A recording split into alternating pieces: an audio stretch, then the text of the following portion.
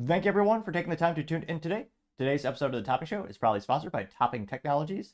Topping Technologies is an IT value-added reseller and services company with a special proficiency in IT security. Heck, I see their founder at least twice a day. Gotta say he's quite handsome and brilliant.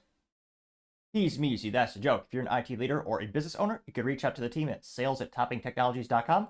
Also, trying to get to 4,000 subscribers by the end of the month. So if you could do me a favor and click that button and tell your friends, I would greatly appreciate it.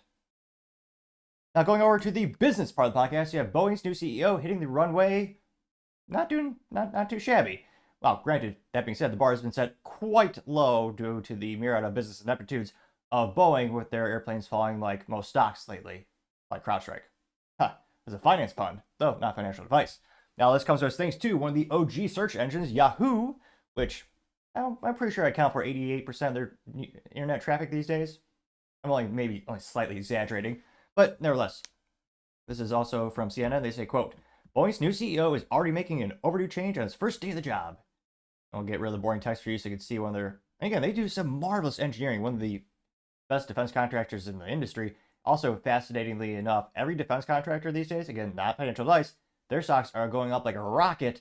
Boeing's, they're so unsuccessful right now. They're actually doing bad in terms of stock market, which, again, for many years used to be a sure thing and what many people used to be considered a blue chip stock.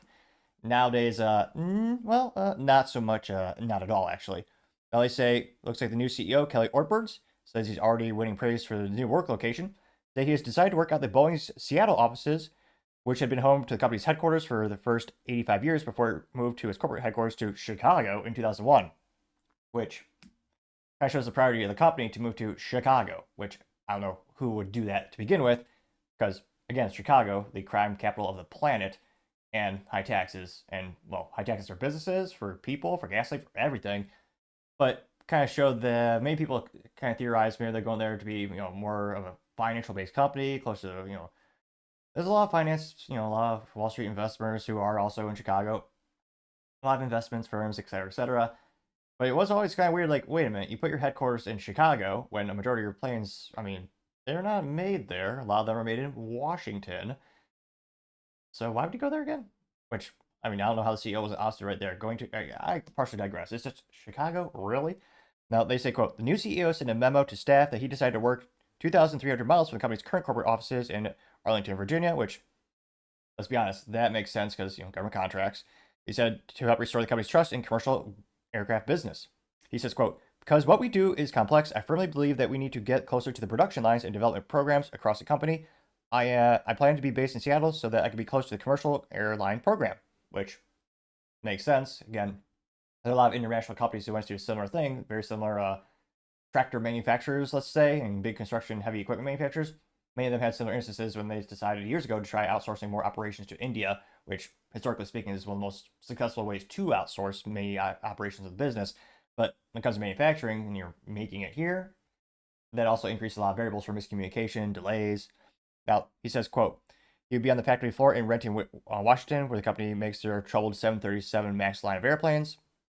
They also say that Boeing critics saying moving the headquarters away from its factories in the Puget Sound area about 20 years ago underscored the company's focus on financial results instead of production processes and quality, I would argue. They say that, of course, they say Boeing has been plagued by a series of quality issues in recent years, problems that result in two fatal crashes, deep losses and terrifying incidents, including a door plug that blew off the fuselage on January 5th on a Boeing 737 MAX operated by Alaska Airlines, which, yeah, they're also going to be interesting. All these things are happening when Boeing is putting such an emphasis on hiring people not strictly based on their core competencies and their actual, zeros and ones of the resume in terms of accomplishments, proficiencies. A lot of people are theorizing maybe that's one of the variables that increased the just the terrible quality over there. And he also says, quote, it's incredibly promising. It shows that he's not afraid to go where the problems are and put in some serious hard work solving them. The other great virtue of showing up is that you get an accurate picture of the situation, yes, rather than the news filtered through what people think you ought to hear. Which, yep, one of the best films that's made in the past 20 years. Granted, the bar is ridiculous. That was good old Ford versus Ferrari. And famously, you had Carroll Shelby, building out the original Ford GT, which also had a manual transmission, which they should all have. I partially digress. But one of the issues was, I mean, you got how many floors at the Ford headquarters in Dearborn, Michigan? There's just a huge disconnect in all the filters between the actual CEO of the company, Mr. Henry Ford II, and Shelby. Yeah, that introduces latency. It's also introduced the incentives for some people to scrub the data or manipulate the data to make people look better or worse. So again, there's a lot of downsides to that. So it'll be interesting to see how they're able to do. They say, oh my gosh, again, not financial advice, but yeah, they say, quote, design flaw in its best-selling 737 MAX resulting in fatal crashes in 2018, 2019, following a 20-month grounding of the jet. That in turn kicked off years of financial losses that topped $33 billion in its core operating losses in the recent quarter. Which, geez Louise, $33 billion of losses. So things aren't going great for Boeing. Again, not financial advice. Again, the stock is curious to say the least.